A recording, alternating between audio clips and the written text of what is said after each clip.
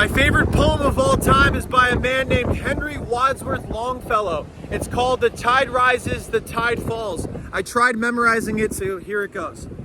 The tide rises, the tide falls. The twilight darkens, the curlew calls. Along the sea sands damp and brown, the traveler hastens toward the town. And the tide rises, the tide falls. The darkness settles on roofs and walls, but the sea in the darkness calls. The tiny waves with their soft white hands efface the footprints in the sands. And the tide rises, the tide falls. The morning breaks, the steeds in their stalls stomp and neigh as the hostler calls. The day returns, but never more returns the traveler to the shore. And the tide rises, the tide falls. I can't believe I just fucking memorized that. So this poem, "The Tide Rises, the Tide Falls," is my favorite poem. I read it about once a week. I don't read a whole lot, but it really means a lot to me, and I love it. There's a couple of reasons why. The first reason is because it has a lot to do with water. I love water. It's kind of why my name is Sir Yacht. Anything that's kind of nautical really piques my interest. But two, it's also a simple yet beautifully written poem. A lot of meaning, a lot of interpretation, and I can go through that right now. So Henry Wadsworth Longfellow is one of the most known poets in world history. He was born in 1807, passed away in 1882. The Tide Rises, the Tide Falls was written in 1880. It was one of his last poems before he passed away. Many people think the poem was about him.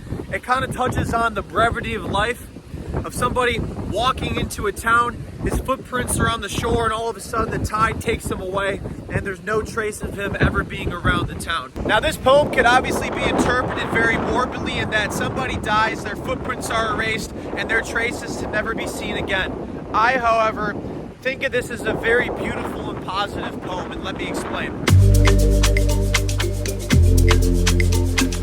I first read this poem about 15 years ago, and honestly I don't even know if it was 15 years ago. Anything that was a long time ago, I either say 15 years ago or 20 years ago.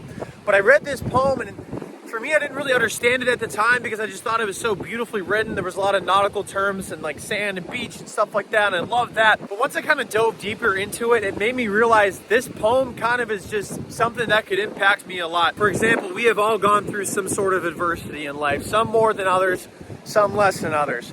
I myself have had my fair share of adversity, mostly on the mental side of things.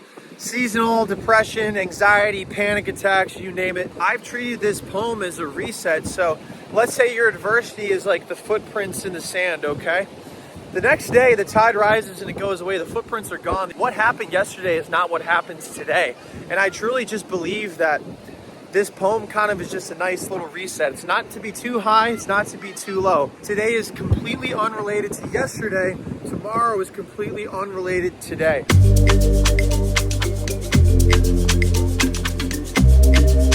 when I read this poem, give or take once a week, I don't think about the death of a traveler. I think of the death of something that is crippling me, or the death of something that is holding me down.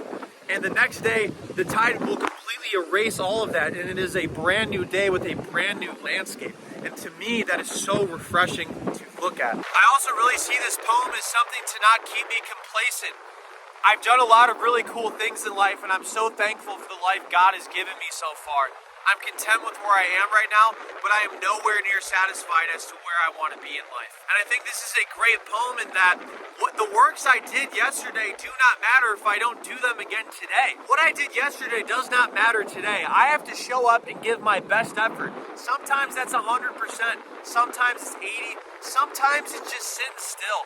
As long as I don't go backwards, even just a couple steps forward, or even just a couple steps back, but instead of 8 steps back, it's 4 steps back. Or instead of 4 steps back, it's 2 steps back. Because at least I'm not going backwards at a more exponential rate. I'm going backwards at a smaller rate. I am kind of going forward. So for me, this poem basically says, hey, you did a great job yesterday, or hey, you did a bad job yesterday. There's no footprints on the sand anymore. What you did yesterday does not matter. Today is a brand new day.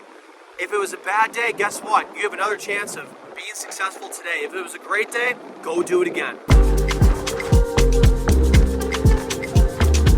third, I think the coolest meaning of this poem is to create works that can't get erased by the tides that rise and the tides that fall. If you want to be remembered, if you want to make an impact, you can't just make works that are going to get easily erased by the tide. Can I create something that won't get erased in the next 24 hours, the next week, month, year, but continuing years on and on and on? Can I make an impact that people will remember that's bigger than myself? We only have one shot at this life, and it is very brief, like Henry Wadsworth Longfellow alludes to. But it can also be a very long life if you make it fulfilling and if you go do things that you really enjoy doing. I'm getting so much better at enjoying the journey and the process as opposed to the destination.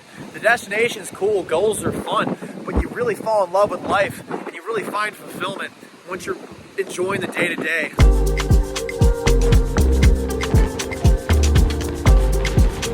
He talks about something being erased like footprints on the sand. And I think it's so ironic in the fact that he's made a poem that's one of the best poems I think I've ever read in my entire life, and it's my favorite, and it's impacted me so much for the past 15 years. Something that was created 144 years ago. I mean, that is amazing in itself. I'm going to leave this place tomorrow and go back to Cleveland, Ohio on a very, very early Uber at 3:30 in the morning on a very, very early flight. And my footprints will no longer be here, but I'm really excited to put down some new footprints back home in Cleveland, Ohio. I have a lot of stuff that's in store that I'm very, very excited about, and I appreciate the support, and I cannot wait for you to see that. It's Taco Tuesday. I be chilling with the moon room down. We be